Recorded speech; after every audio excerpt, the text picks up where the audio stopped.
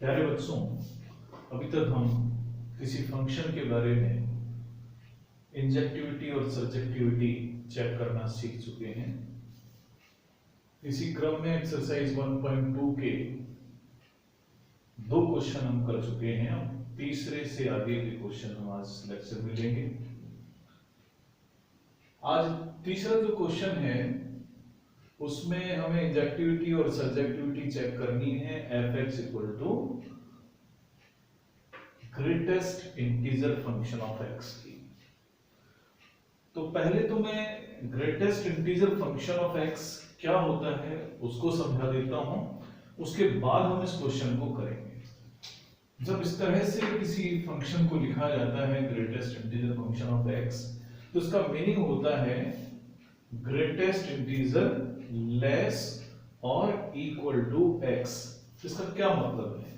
अगर इस ब्रैकेट में कोई भी नंबर लिखा हुआ है जैसे 1.6, तो 1.6 का नियरेस्ट जो इंटीजर है जो 10 उससे छोटा है वो इसकी वैल्यू होता है, जैसे कि 1। 1.8 की अगर हम बात करें तो ये भी 1, 1.99 की बात करें तो भी 1, और 1 की वैल्यू फाइंड करें तो 1। अगर माइनस की बात कर लें जैसे -1.5 या -1.6, तो -1.6 से जो छोटा इंटीजर है तुरंत वो -2 है। -1.9 से छोटा इंटीजर भी -2 है। अगर मैं -1.1 की बात करूंगा तो भी -2 है। अगर यहां पर मैं कोई इंटीजर ही लेता हूं, अगर मैं लिखता हूं 5 तो उसकी वैल्यू 5 ही होगी। अगर मैं लिखता हूं 50 तो इसकी वैल्यू 50 होगी। अगर मैं लिखता हूं -50 तो इसकी वैल्यू -50 ही होगी। तो ये एक स्टैंडर्ड फंक्शन है और इसके बारे में हमें मालूम भी होना चाहिए ये किस नेचर का फंक्शन। तो इसकी डेफिनेशन हम पढ़ चुके हैं, समझ चुके हैं। अब यहीं से हम इसकी इंजेक्टिविटी के बारे में भी बता सकते हैं। हमने देखा कि 1.6 पर अगर इसकी वैल्यू देखते हैं तो भी 1 आती है, 1.8 पर देखते हैं तो भी वैल्यू 1 आती है। इसका मतलब ये फंक्शन 1 तो नहीं है। तो हम सीधा ही लिख देते हैं कि f इज नॉट 1, क्योंकि हमें एग्जांपल मिल चुका है। कारण है एज फंक्शन की 1.6 पर वैल्यू अगर हम फाइंड करते हैं, 1.6 पर वैल्यू आती है 1। अगर 1.8 पर वैल्यू फाइंड करते हैं तो भी वैल्यू आती है 1। यानी दो एलिमेंट ऐसे हैं जिनकी इमेज सेम है। अब बात आती है ऑनटू की। जैसा कि अभी हमने देखा कि हम चाहे x की वैल्यू इसमें कुछ भी पुट करते हैं, लेकिन जो हमें रिजल्ट मिलता है अगर आप उसको ध्यान से देखें तो हर रिजल्ट एक इंटीग्रल वैल्यू है। इसका मतलब ये हुआ कि ये फंक्शन जो था रियल नंबर से रियल नंबर के सेट पर डिफाइन था। अब कोडोमेन में तो इन इंटीजर्स के अलावा और भी नंबर्स हैं, तो उन सब की प्रीइमेज कहां होगी? इसका मतलब कोई भी नंबर अगर हमने कोडोमेन में से लिया जो पॉइंट में है तो उसकी कोई भी प्रीइमेज नहीं होगी। तो इसका कारण ये हुआ कि ये फंक्शन ऑनटू भी नहीं है, क्योंकि कोई भी जो नंबर कोडोमेन में होगा जो इंटीग्रल के वैल्यू के अलावा होगा उसकी प्रीइमेज मौजूद नहीं होगी। तो हम उसको लिखते हैं कि f is not onto as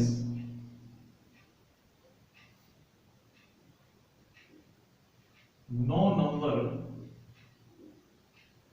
except integers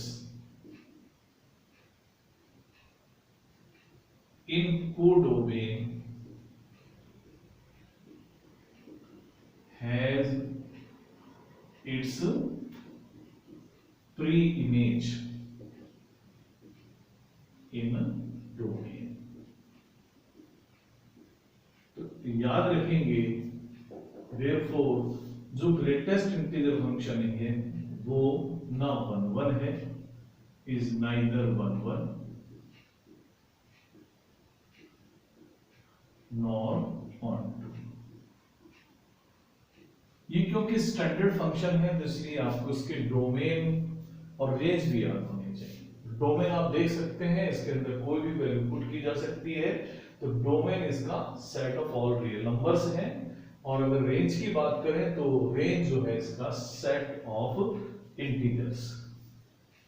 उसके बाद में जो अगला क्वेश्चन है, फोर्थ क्वेश्चन, उसके अंदर भी हमें इंजेक्टिविटी और सर्जेक्टिविटी ही चेक करनी है। फंक्शन है मॉडुलस ऑफ एक्स, जबकि फंक्शन रियल नंबर से रियल नंबर पर ही डिफाइन किया गया है।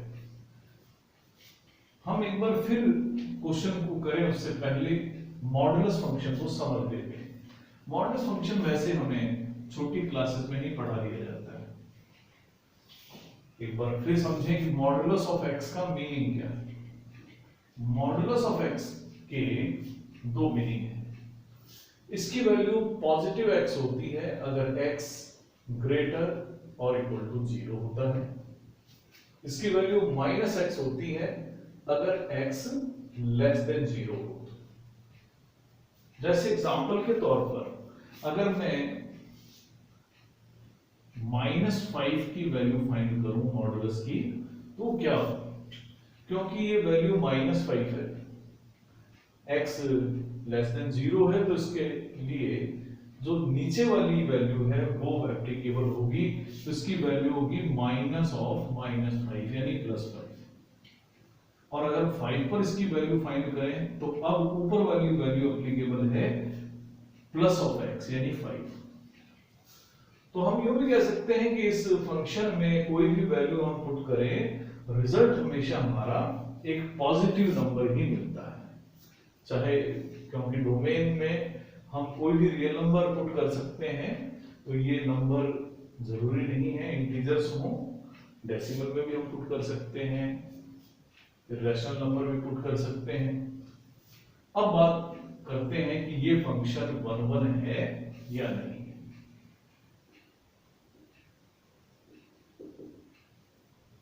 तो जैसा कि भी हमने देखा, -5 की वैल्यू हमने फाइंड करी तो हमें मिला 5, और 5 की वैल्यू फाइंड करी तो भी मिला 5। यानी दोनों जगह वैल्यू हमने जो पुट करी है वो डिफरेंट है, लेकिन आंसर हमें सेम ही मिलता है। तो हम लिखते हैं कि f इज नॉट 1 नहीं है। कारण है एज फंक्शन की -5 पर वैल्यू फाइंड करते हैं तो भी 5 आती है, और 5 पर वैल्यू फाइंड करते हैं तो भी 5 आती है। तो दो एलिमेंट्स ऐसे मिल गए हैं जिनकी इमेज में सेम मिल गई, तो ये 1 है। अब बात आती है ऑन टू की। तो अभी हमने देखा कि जब भी मैं इसके अंदर नेगेटिव वैल्यू पुट करता हूं तो भी वैल्यू जो आंसर की है वो हमें पॉजिटिव ही मिलती है। पॉजिटिव वैल्यू रखने पर तो हमें पॉजिटिव वैल्यू मिलती ही है। इसका मतलब आप x चाहे कुछ भी पुट करें, आंसर कभी भी नेगेटिव नहीं आएगा। इसका दूसरे अर्थों में मतलब हुआ कि इसके कोडोमेन में जितने भी नेगेटिव नंबर्स हैं वो किसी के साथ भी रिलेटेड नहीं है। तो इसका मतलब ये हुआ कि ये ऑन टू भी नहीं है। तो लिखेंगे as no negative number, no negative number in codomain has its pre-image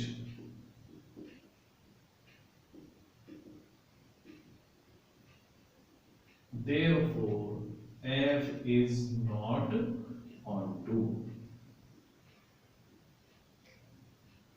तो इसके लिए भी हम याद रख लें कि जो मॉडुलस फंक्शन होता है वो भी ना 1 होता है और ना ऑन टू होता है।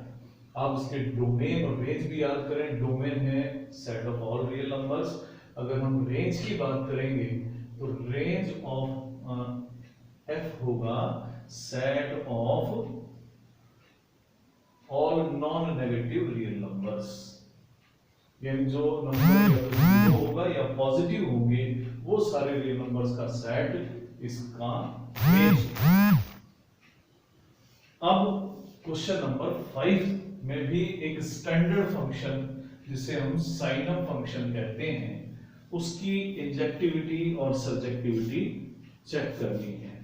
तो साइनम फंक्शन इस तरह से डिफाइन किया जाता है। डिफाइन तो रियल नंबर से रियल नंबर पर ही होता है। अब उसको डिफाइन कैसे किया हुआ है, क्वेश्चन नंबर 5 है कि f(x) इक्वल टू 1 है अगर x ग्रेटर देन 0 है। इसकी वैल्यू 0 है अगर x 0 है। इसकी वैल्यू -1 है अगर x नेगेटिव है।